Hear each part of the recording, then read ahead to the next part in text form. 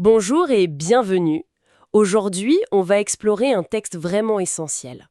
La Constitution du Cameroun, dans sa version de 2008. Oui, bonjour. C'est le document de base, notre source directe. Exactement. Et notre objectif, c'est de décortiquer un peu comment l'État est construit, l'organisation des pouvoirs et bien sûr les droits des citoyens. Tout à fait. Ce qui frappe d'ailleurs dès le début. Dans le préambule, c'est cette fierté affichée pour la diversité culturelle, linguistique. Tout en insistant sur l'unité nationale.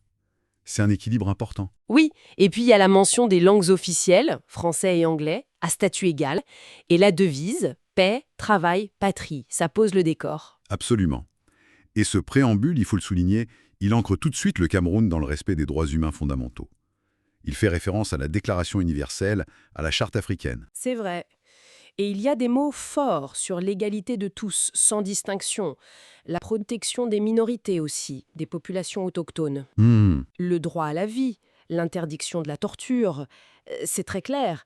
Et un point crucial, la laïcité de l'État. Oui, et ce qui est intéressant, c'est que ces droits sont dits sacrés et inaliénables. C'est pas rien, comme formulation. Ah oui, sacré et inaliénable. Voilà. Et la laïcité, ça veut dire quoi concrètement? Que l'État est neutre, indépendant des religions, D'accord. mais qu'il garantit la liberté de culte pour chacun. On trouve aussi toute une liste de libertés. Expression, presse, association, le droit syndical, le droit de grève. Et même l'éducation primaire obligatoire, c'est mentionné. Tout à fait. C'est un socle de droit assez complet qui est posé là. Bon, ça c'est pour les droits. Et l'État lui-même, sa nature. Alors, l'article 1er le définit, République du Cameroun, État unitaire décentralisé. Unitaire, décentralisé, c'est un peu paradoxal, non? Unitaire parce qu'indivisible, l'État étant, mais décentralisé pour reconnaître une certaine autonomie locale. C'est cet équilibre-là, D'accord. Et il est aussi dit laïque, démocratique et social. c'est ça.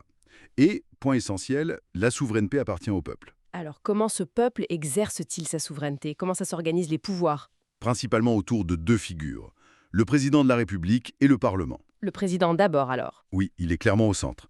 C'est le chef de l'État, élu au suffrage universel direct, pour 7 ans, et depuis 2008, il est rééligible sans limitation de mandat dans cette version. D'accord. Et ses fonctions? Il définit la politique de la nation, il veille au respect de la Constitution, il est garant de l'indépendance. Bref, un rôle très large.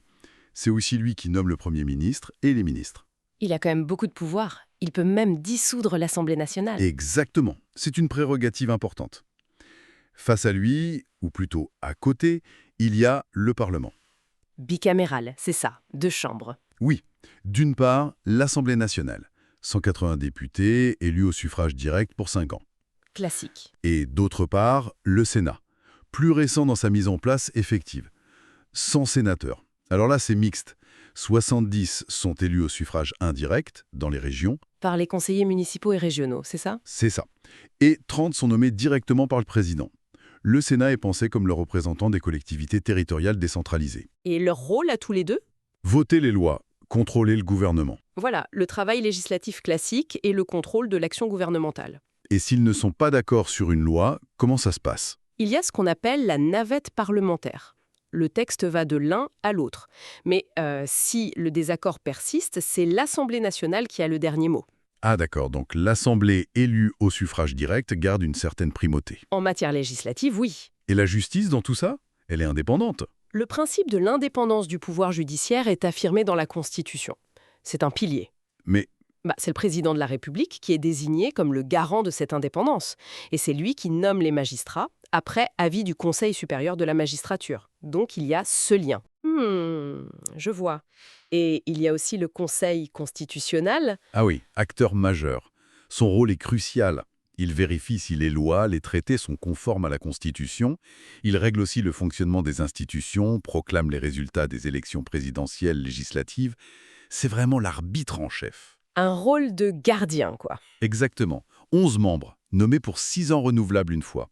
Et les anciens présidents de la République en sont membres à vie. Intéressant. On a parlé d'État unitaire décentralisé tout à l'heure. Qu'est-ce que ça veut dire pour les régions, les communes? Eh bien, la Constitution crée ces entités, les régions et les communes. Elles ont une personnalité juridique propre, une autonomie administrative et financière pour gérer les affaires locales. Donc elles ont leur propre budget, leurs propres compétences. L'idée est là, oui. L'État est censé leur transférer des compétences, surtout aux régions. Mais attention, ce n'est pas un État fédéral. Non, c'est ça. L'État central garde un droit de regard, une forme de contrôle qu'on appelle la tutelle. C'est une décentralisation, mais disons encadrée. D'accord, je comprends mieux la nuance, unitaire décentralisée. Si on devait résumer les traits principaux de cette constitution, Alors, on retiendrait, une république, une et indivisible, mais qui tente d'intégrer sa dimension locale via la décentralisation. Un régime où le président est très fort, un parlement bicaméral qui légifère et contrôle avec une assemblée nationale prééminente. oui, Un conseil constitutionnel essentiel comme régulateur, et le tout fondé sur la reconnaissance des droits fondamentaux et de la diversité du pays. Voilà les grandes lignes. et pour finir, juste une petite réflexion. Il y a un article, le 64 je crois, qui dit qu'on ne peut pas réviser la Constitution si ça touche à la forme républicaine, l'unité et l'intégrité territoriale de l'État ou les principes démocratiques. Les clauses d'éternité, comme on dit parfois. Voilà. Qu'est-ce que ça nous dit, cette limite posée par le texte lui-même, sur ce qui est vu comme le socle absolument intouchable de l'identité politique camerounaise? C'est une question à méditer, je trouve.